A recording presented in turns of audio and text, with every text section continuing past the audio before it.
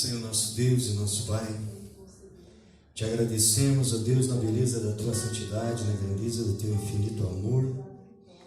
Estamos, papai querido, mais uma vez na tua presença, te agradecendo pela oportunidade de estarmos aqui nesta noite em que nós vamos fazer, Senhor, uma reflexão da tua palavra, nesta ministração, Senhor Jesus querido, a respeito das 7 igrejas da Ásia. Hoje, Senhor meu Deus, nós vamos falar da igreja em Filadélfia, Senhor Deus.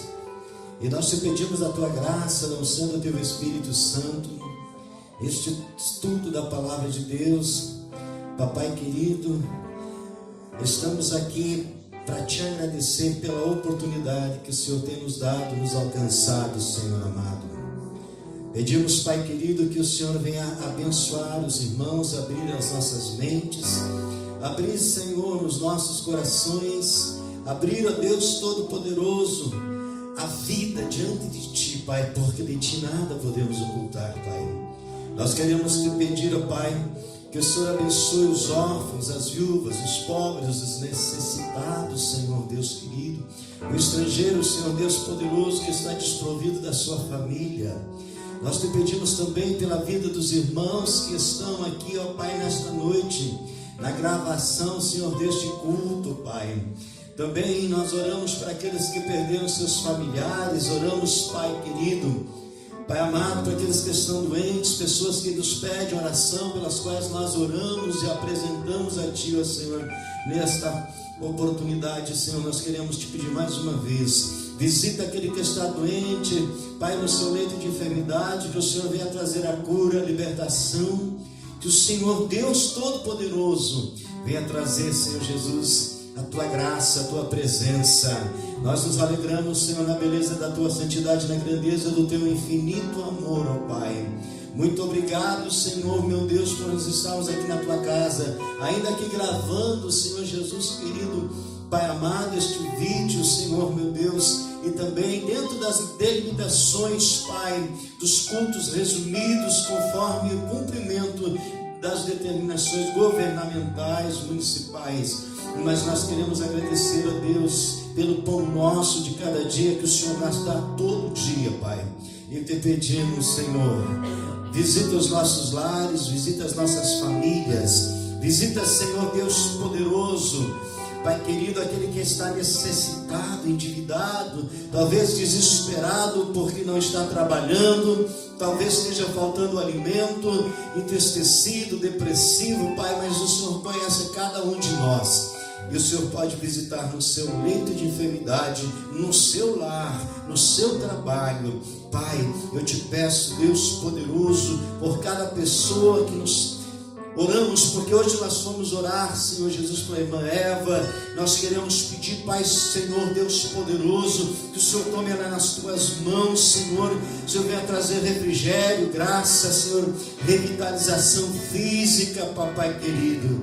E nós colocamos tudo nas Tuas mãos. Abençoa as nossas igrejas, as igrejas do campo de trabalho, Senhor, nossos pastores, nossos líderes. E assim, Senhor, todo o Brasil, Pai, esta nação precisa de Ti. O Rio Grande do Sul precisa de Ti, ó Pai. A minha casa, o meu lar, os nossos lares, Pai, precisam de Ti. Que o Senhor venha nos abençoar neste culto maravilhoso da Tua palavra. Nós queremos entoar, Pai, Deus Todo-Poderoso, Deus amado, um cântico de louvor ao nosso Deus, porque Ele é digno de honra, digno de glória e digno de todo louvor. Pai, nos abençoe, abra o meu coração, a minha mente, os nossos corações e as nossas mentes, para que possamos compreender, aprender, guardar, Pai, e também poder ensinar aquilo que o Senhor tem nos ensinado. Assim, nós te agradecemos em nome do Teu Filho amado, Deus querido, que és o nosso Salvador, Jesus Cristo. Aleluia. O único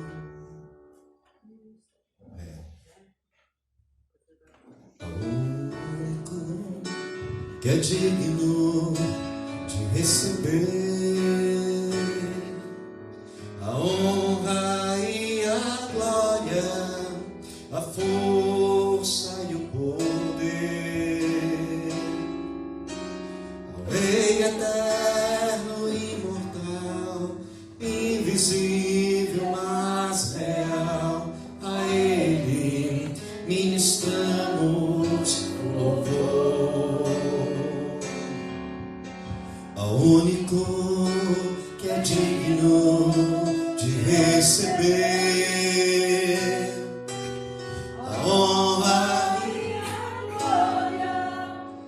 força e o poder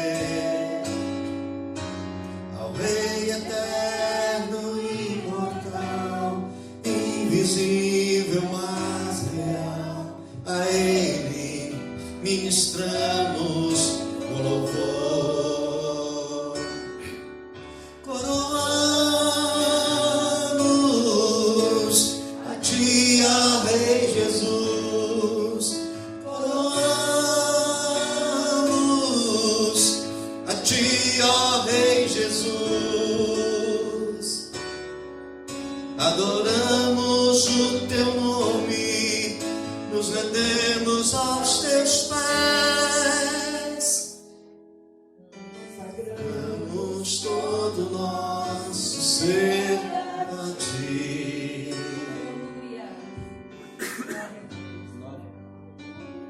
Amém, meus queridos? Eu queria convidar os irmãos a abrir suas Bíblias. Gostaria de copiar aqui, por favor. Esse aqui não. Apocalipse capítulo 3, versículo 14. Hoje nós vamos falar da sexta igreja da Ásia Menor. Está aqui no capítulo 3, no versículo 14 ao 22. Este é um estudo da palavra e vamos ver qual é a mensagem que Deus tem para nós nesta noite, tá bom? Diz a palavra de Deus, Apocalipse 3, versículo 22. Ao anjo da igreja em Laodiceia escreve: estas coisas diz o Amém, a testemunha fiel e verdadeira, o princípio da criação de Deus. Conheço as tuas obras, que nem és frio e nem quente. Quem dera fosses frio ou quente. Assim, porque és morno e nem és quente nem frio, estou a ponto de vomitar-te da minha boca. Pois dizes: estou rico e abastado, e não preciso de coisa alguma, e nem sabes que tu és infeliz, sim, miserável, pobre, cego, nu. Aconselho-te que de mim compres ouro refinado pelo fogo, para não te esqueceres,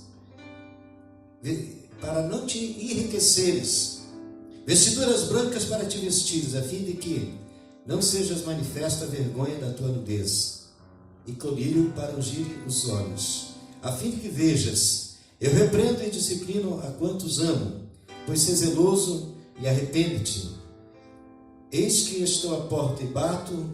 Se alguém ouvir a minha voz e abrir a porta, entrarei em sua casa e serei contigo, e ele comigo. Ao vencedor darei sentar-se comigo no meu trono, assim como também eu venci e me sentei com meu Pai no seu trono. Quem tem ouvidos, ouça o que o Espírito diz à igreja. Amém, meus queridos? Gostaria de fazer a leitura da carta anterior ali, a igreja que está em Filadélfia, tá bom? Esta é o estudo da noite. No versículo 7 diz, do capítulo 3: ao anjo da igreja em Filadélfia escreve: estas coisas diz o santo, o verdadeiro, aquele que tem a chave de Davi, que abre e ninguém fechará, e que fecha e ninguém abrirá. Conheço as tuas obras, eis que tenho posto diante de ti uma porta aberta, a qual ninguém poderá fechar, que tens poucas forças, entretanto guardastes a minha palavra e não negastes o meu nome. Eis que farei que alguns dos que são da sinagoga de Satanás, desses que a si mesmos se declaram judeus e não são, mas mentem, eis que os farei vir e prostrar-se aos teus pés, e conhecer que eu te amei, porque guardastes a minha palavra na minha perseverança. Também eu te guardarei da hora da provação, que há de vir sobre o mundo inteiro, para experimentar os que habitam sobre a terra. Venha sem demora, conserve o que tens, para que ninguém tome a tua coroa. Ao vencedor Falo-ei coluna no santuário do meu Deus, e daí jamais sairá. Gravarei também sobre ele o nome do meu Deus, o nome da cidade do meu Deus, a nova Jerusalém que desce do céu, vinda da parte do meu Deus, e o meu novo nome. Quem tem ouvidos, ouça o que o Espírito diz às igrejas. Amém? Amém. Queridos, hoje nós vamos falar sobre a carta à igreja escrita pelo evangelista João, São João, aqui no Apocalipse, a igreja em Filadélfia. Esta igreja é a igreja do amor fraternal, mas aqui há algumas advertências que Deus faz a esta igreja, né? Esta igreja, irmãos, da visão judaica, ela é uma igreja que começa com o período representativo de 1948 para cá. Por quê? Porque cada uma das 7 igrejas, como nós estudamos, a igreja em Éfeso, a igreja em Esmirna, a igreja em Pérgamo, a igreja em Sardes, e hoje nós estamos estudando a igreja em Filadélfia, a igreja em Tiatira, nós estudamos, e esta igreja em Filadélfia, segundo a visão judaica, ela representa o período de 1948 para cá. Mas por que a igreja é dividida em períodos?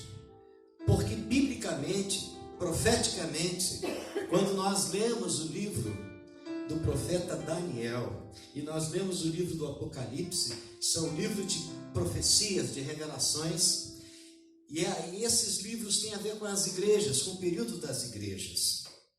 Então, nós estamos fazendo esses estudos baseados na visão judaica do período das suas igrejas, que representam o passado e representam o presente momento e o futuro.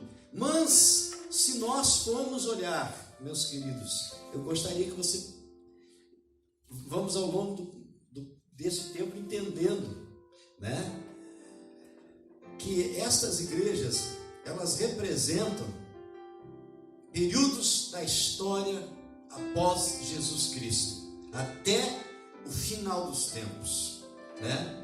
Então aqui, nessa visão judaica, mas se nós formos verificar aqui, nós temos outros ensinamentos das igrejas, baseados, que nesse período da igreja em Filadélfia, ela compreende o ano de 1798 a 1844, né? Aí nós teríamos que estudar e aplicar para vocês assim toda uma tabela de período de tempo. 1798 é o quê? É de 1948 até o final dos tempos, né? Esta é a igreja que nós estamos vivendo agora, este período que é a igreja de Filadélfia. Mas se nós formos fazer um estudo baseado em outras profecias, nós vamos entender que esta igreja, ela começa em 1798 e vai a 1844, né? Mas eu gostaria de trazer um estudo desta tabela com outras revelações, né, para um outro momento, porque também, irmãos, é um estudo muito interessante esse que eu tenho falado para vocês. Mas na visão aqui, irmãos, do rabino, na visão judaica, nós vamos falar do porquê disso. Então esse período representa 1948, é o início do julgamento nos céus. Estão me entendendo? E se nós formos ver a última carta, ela representa o julgamento do povo. Então, este período vai até o julgamento, e a última carta, que é a carta de Laodiceia, ela representa o período do julgamento. Uma termina e a outra inicia, segundo aqui a visão rabínica. Meus queridos, eu quero dizer para vocês que esta igreja, a igreja de Filadélfia, que está aqui no capítulo 3, do versículo 7 ou 13 do livro do Apocalipse, diz: entre as 7 cartas às igrejas do Apocalipse, encontramos 2 que não contêm nenhuma crítica das igrejas. A carta à igreja de Esmirna, uma congregação pobre que enfrentava perseguição. A carta à igreja em Filadélfia, uma congregação fraca e limitada, mas que dependia de Deus. Os homens tendem a medir forças e qualidade em termos de tamanho, poder e riqueza. Jesus vê as igrejas de forma diferente, independente de sucesso, em termos que o mundo vê e mede. Jesus olha para o caráter e o coração de cada discípulo e de cada igreja. Ele sabe muito bem quem pertence a Ele. Nós vemos que esta igreja, que ela faz uma narratória. Aqui no versículo 11, olha o que diz. Olha aí na sua Bíblia Sagrada. Venho sem demora, guarda o que tens, para que ninguém tome a tua coroa. Ou, venho sem demora, guarda o que tens, para que ninguém roube a tua coroa. O teu galardão, a tua vitória. Porque o que Deus tem para mim, não tem para vocês. Mas o que Deus tem para você, não tem para mim. Porque as nossas obras, as coisas que nós fazemos, é aquilo que nós receberemos como coroa. Vamos fazer uma analogia. Talvez alguém de nós, fazendo uma analogia de uma coroa, todos nós sabemos que é a coroa. Jesus era para ter a coroa mais linda, mais preciosa de todas as coroas, mas os homens deram para ele o quê? Uma coroa de quê? Espinhos. Uma coroa de espinhos, né? Ele é o mestre, mas os homens não entenderam ele. Então, o que João diz aqui, para que ninguém roube a tua coroa, é que você tem que permanecer fiel até o fim. Você precisa, como eu preciso, necessito permanecer fiel até o fim, até a vida de Jesus. Amém? Amém. Se eu morrer agora, eu preciso ter buscado esta coroa de justiça para a minha vida. Talvez a coroa que um receba no céu seja uma coroa de ouro, mas outro com uma pedra preciosa de ouro, outro uma coroa de ouro com muitas pedras preciosas, porque isso vai representar a obra que nós fazemos aqui na terra, para a obra de Deus, né? Aí você vai dizer: poxa, mas eu não faço nada para Deus. Mas isso é entre você e Deus. Nós precisamos fazer algo para Deus, porque nós passamos uma vida inteira, irmãos, não é verdade? Preocupados com nós mesmos, preocupados com a nossa casa, preocupados com a nossa família, preocupados com as nossas contas, preocupados com o nosso descanso, preocupados com a nossa beleza física, com as nossas aparências, mas às vezes nós não nos preocupamos com aquilo que ninguém vê, com aquilo que somente Deus vê, como você é realmente por dentro. Porque os olhos de Deus, eles não ficam analisando a nossa beleza exterior. Ele conhece a nossa beleza interior. Se nós somos feios interiormente, desagradamos a Deus. Mas esta beleza que nós buscamos é uma beleza de intimidade, de fidelidade e de confiança com Deus. Então, nesta igreja em Filadélfia, há algumas advertências, como aqui no verso 7 e 8. Olha o que diz: estes remanescentes que sobreviveram o fogo do holocausto, né, têm uma coluna de apoio ao amor fraternal. Foi pela ajuda mútua que muitos escaparam com vida. Isso aqui é um estudo. Vocês sabem que a Segunda Guerra Mundial nunca na história tinha matado tantos judeus em tão pouco tempo, né? A história diz que de 1940 a 1945 foram assassinados queimados vivos, cerrados no meio, mortos nas tubulações de gás, metralhados, de todas as formas, mortos de fome. Foram 6 milhões de pessoas durante a Segunda Guerra Mundial, que todos nós sabemos que o sistema daquela guerra foi gerado por Adolf Hitler num partido chamado nazista, e eles odiavam os judeus, e os judeus foram perseguidos. Mas quando nós olhamos para a história e olhamos para a Bíblia Sagrada, nós vemos que o povo judeu não foi somente perseguido por Hitler, mas foi perseguido por inúmeros povos, em épocas distintas, em épocas diferentes. Mas quando nós olhamos aqui, meus queridos irmãos, e nós voltamos num período que antecede Jesus Cristo, nós vamos ver que o povo no deserto israelita era perseguido pelos amalequitas, eles foram perseguidos pelos amonitas, eles foram perseguidos pelos jebuseus, cananeus, todas as nações cananeias, de certa forma, foram derrotadas, mas também foram perseguidoras do povo de Deus.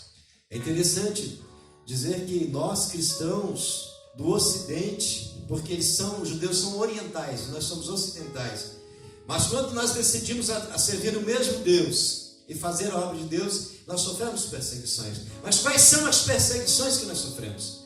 Nós sofremos perseguição às vezes porque nós somos uma igreja com um nome diferente da outra igreja. Nós sofremos perseguição das pessoas que não aceitam os evangélicos, e a gente sofre algum tipo de perseguição, e o inimigo a todo momento está taxando e perseguindo os cristãos de uma forma espiritual.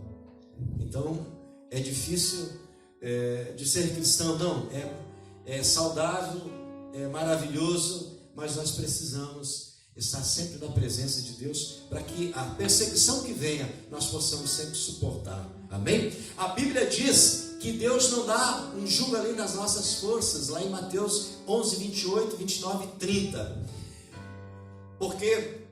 Porque Deus não permite uma perseguição maior do que nós possamos suportar. Quando nós olhamos para a história das cruzadas, que foi em torno do 5º século, as cruzadas nada mais era do que tomar o poder em Jerusalém pelo exército romano e pela própria Igreja Católica Apostólica Romana.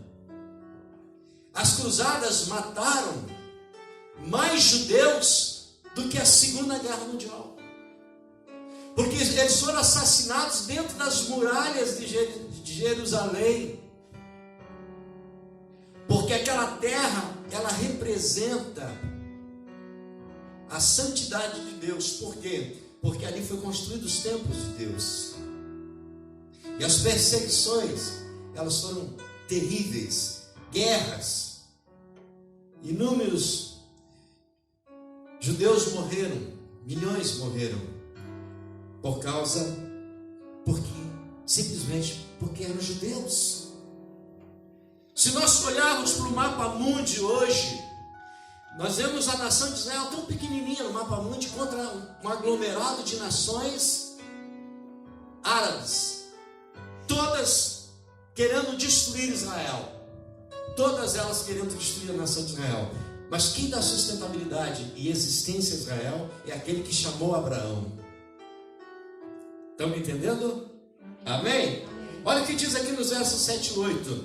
Isto diz o que é separado, o que é verdadeiro, o que tem a chave de Davi, o que abre e ninguém fecha, e fecha e ninguém abre. Conheço as tuas obras, eis que tenho posto diante de ti uma porta aberta, que ninguém pode fechar. Por isso que nós falamos que o nosso Deus, quando Ele abre uma porta de bênção para a nossa vida, ninguém pode impedir essa porta. Mas é o mesmo Deus que fecha uma porta ruim, e o diabo não vai poder abrir. E quando nós olhamos para a palavra de Deus, nós vamos ver uma palavra que fala da igreja e da porta da igreja, que diz que as portas do inferno, elas não prevalecerão contra a igreja de Deus. Por que as portas do inferno, elas não prevalecerão contra a igreja de Deus? Porque o povo crente, ele vai derrubar as muralhas, ele vai derrubar a porta dos infernos para resgatar pessoas para a salvação. A nossa oração, ela vai muito além daquilo que nós pensamos ou imaginamos. As nossas orações, elas rompem as fronteiras, elas rompem os limites. Por quê? Porque nós oramos ao Deus que pode derrubar a porta do inferno e resgatar alguém que Satanás derrubou, destruiu, e trazer da escuridão das trevas para a maravilhosa luz. Amém, queridos? Estas portas representam de volta para Yeshua, para Jerusalém, e mais do que isto, para a salvação. A chave de Davi pode ser entendida por dois prismas diferentes. Primeiro, vamos ver, o reino de Deus, o reino do Mashiach com um vale de ferro, o governo de Jesus com precisão. Segundo, a porta do templo sagrado, idealizada por Davi e construída por Salomão, este templo será reconstruído novamente, segundo o profeta Ezequiel. Ou seja, então, Deus é o Deus que vai abrir as portas. E é o mesmo Deus que vai fechar as portas. Amém? Hoje você saiu da sua casa porque a porta estava aberta, sim? Amém? Foi você que abriu a porta ou foi Deus? Deus te inspirou você abrir a porta para vir aqui, né? Você já imaginou você sair de casa dizendo assim: mas não queria ir na igreja, eu não queria ir lá ouvir a palavra de Deus, mas você vem mesmo assim. Porque às vezes o inimigo, na hora de muitas pessoas saírem da sua casa para vir para a igreja, cria situações difíceis, cria bate-boca, cria constrangimento, cria uma situação para você desistir. Mas aí quando você entra na porta da casa de Deus, nesta igreja, irmãos, Deus começa a falar contigo, e você começa a dizer que era uma obra do inimigo que estava tentando impedir a tua vinda aqui. São portas. Então, a porta do templo, irmãos, ninguém vai destruir a porta do templo, porque Deus fez aquela porta, e se Deus fechou a porta, ninguém vai abrir, e se Deus abrir, ninguém vai fechar. E aqui Jesus diz que ele tem a chave de Davi, né? É uma alusão a Davi, uma fidelidade de Davi, né? E essa alusão à chave de Davi é que Jesus é descendente da tribo do leão de Judá e é chamado filho de Davi. É incrível como o povo mais perseguido e odiado da terra conseguiu sobreviver a quase 2 milênios sem pátria. Você sabia, queridos, que quando Jesus morreu, por volta do ano 30 da era cristã, e o povo foi perseguido no ano 70 em Roma, amando o exército de Roma, o general Tito, amando do poder papal da época, eles destruíram Jerusalém, destruíram o templo, só ficou as muralhas do templo, parte da muralha do templo, e o povo foi assassinado, e aqueles que não foram assassinados tiveram que fugir. E desde então a nação de Israel deixou de ser uma nação, e eles perderam o domínio e direito da terra por séculos e séculos. Os judeus viviam nas nações da Europa espalhados pelo mundo. Quando este país foi descoberto, as 13 caravelas que vieram para o Brasil, não sei se você sabia disso, mas vieram inúmeros judeus, centenas de judeus vieram trabalhar na terra nova, na nova terra, na terra além mar chamada Brasil, fugindo da Inquisição, da perseguição, da matança. Você sabia que os judeus eram obrigados a renunciar à fé judaica para aceitarem o cristianismo imposto pelo Papa. Vocês não sabiam? Porque aqueles que não aceitavam, eles eram assassinados. E caso eles aceitassem, eles trocavam o nome dos judeus, botavam o nome cristão. Mas eu não consigo entender por que eles faziam isso. Se Abraão é o pai da nação de Israel, se Jesus é Jesus descendente de uma das 12 tribos de Israel, e por que então que a igreja apostólica romana, o poder papal, travou uma perseguição tremenda contra o povo judeu? Queridos, eles ensinaram a população mundial, quase que no todo, através do catolicismo, a odiar os judeus, mas a amar o Jesus. Como você pode tirar a essência do sangue de Jesus, que era judeu, de pai e de mãe? Como você pode negar a raça dele? Será que Jesus virou as costas para a nação para a qual ele pertenceu quando ele esteve na face da terra? Será que Jesus aceita tirar a glória dele de Jerusalém e levar para o Vaticano? Vocês já pararam para pensar nisso? A Bíblia Sagrada fala, e nós vamos estudar mais para frente, quais são as bestas. Quem é a mulher prostituta sentada sobre 7 colinas, sobre 7 montes? Quais são os animais com 7 chifres?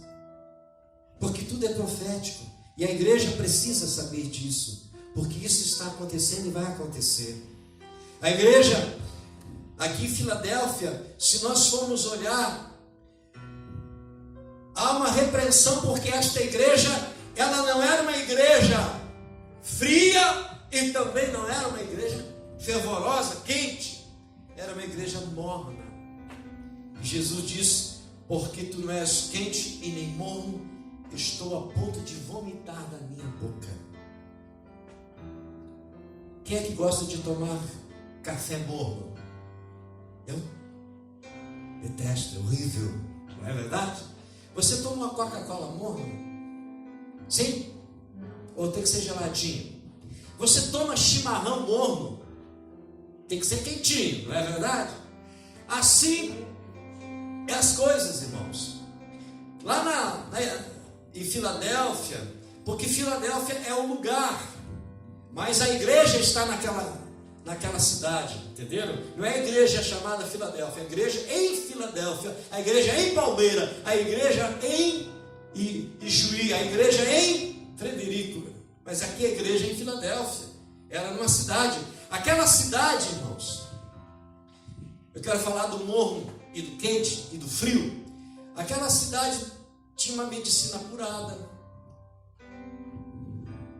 havia uma fonte de águas que corria, que a água era quente, e era muito usada na medicina a água quente em Filadélfia. Então, quando as pessoas ficavam doentes, eles usavam uma água quente, porque se a água era morna, não servia para tratar os doentes, entenderam? E a água fria é água normal que você gostava de beber. Então, quando a água era morna, ela não servia para tratar os doentes. E caso alguém tomasse uma água morna que eles ingeriam, aquela água, eles vomitavam. Entendeu? Jesus não faz nada sem que a gente venha entender o porquê. Esse é o porquê ao ponto de vomitar. Porque pegando para aquela época, para aquela situação, a água morna causava uma revolta estomacal e eles botavam tudo para fora. Não era medicinal. E aqui essa alusão a esta carta se refere àquele período. Tudo que Jesus escreveu, tudo que Deus nos dá, tudo que é escrito pelos escritores da Bíblia Sagrada, ele tem um fundamento histórico por detrás. certo? Nós estamos aqui na Assembleia de Deus Ministério de Madureira, né? Aí você vai perguntar, mas se nós estivéssemos há 2000 anos passados, e alguém viesse estudar e nós escrevêssemos, mas como é alguma coisa a respeito de nós hoje, daqui a 2000 anos?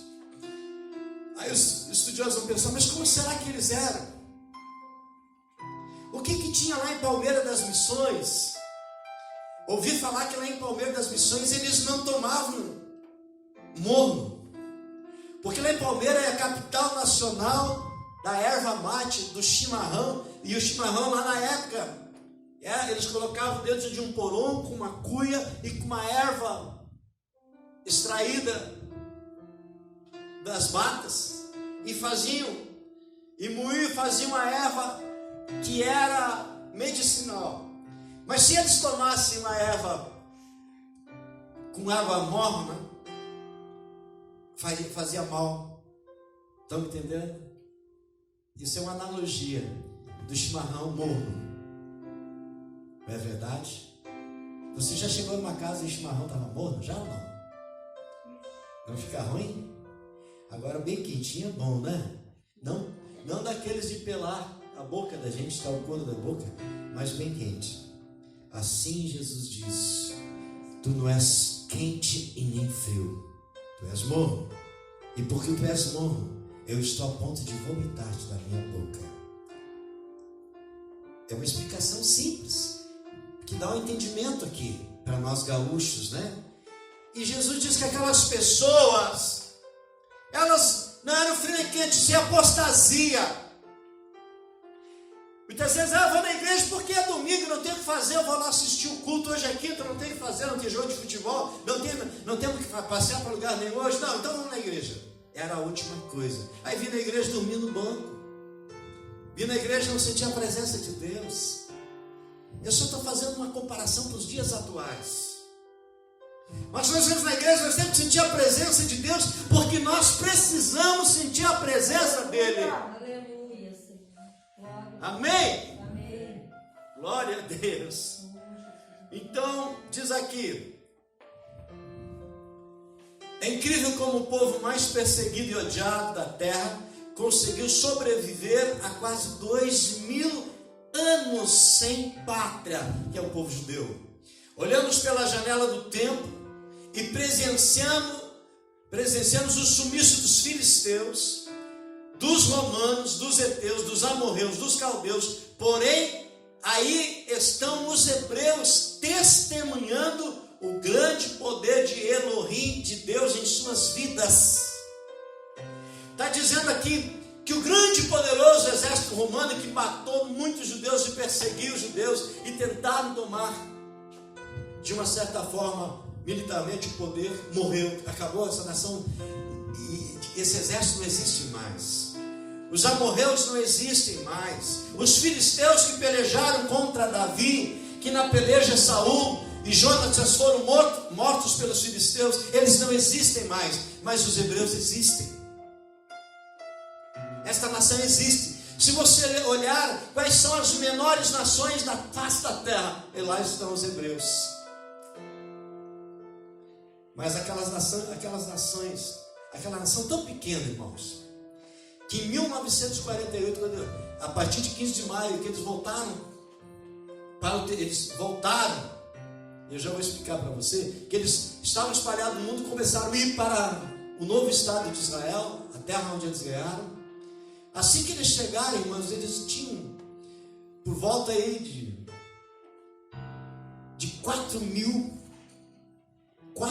homens preparados para a guerra. 4 mil. E as nações árabes invadiram em 1945 e foram até outubro de 1948 investindo contra Israel.